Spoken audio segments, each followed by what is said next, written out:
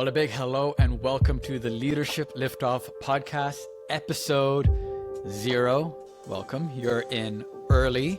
I suppose I should tell you what this whole podcast is about and why in the world we need another podcast. This podcast is aimed specifically towards teams under 100 people. And so there's a lot of incredible leadership podcasts that exists, but there's very few that help people who are in this unique season of scaling from maybe it might be a group of co-founders all the way up to 80 to 90 people. And that's really the topic we're going to be exploring throughout this podcast. And what this next season of this podcast is going to look like is a whole bunch of conversations from founders and CEOs of companies under 100. And you'll have the chance to learn from their mistakes because ultimately that's wisdom. It's good to learn from your mistakes, but it's better to have not made the mistake in the first place and learn from people who are only maybe 1 to 2 to 3 steps ahead of you. So I hope you'll tune in as we bring some of those guests in, and let's see where this goes and the feedback I receive and ideas I have, whatever it takes to bring value to you as a leader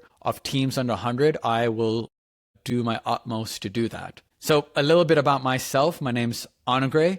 I'm a Gallup certified Clifton Strengths coach. And for the last, I would say 8 to 9 years, I've been leading teams of under 100, primarily in the nonprofit space. And I massively have a passion for people and for leadership and to see teams and leaders thrive. I personally believe that work is good, that when an entrepreneur, perhaps like yourself, decides to build a product, people are better off for it. I am not necessarily in the vein of those who are skeptical of all capitalism and of people who decide to start businesses. It is a virtuous thing for you to provide for you and your family, but it's also an incredibly virtuous thing for you to provide a service for the people around you. Thank God for the baker who makes me bread so that I can enjoy it and I don't have to learn how to make sourdough on my own, which I've tried and miserably failed.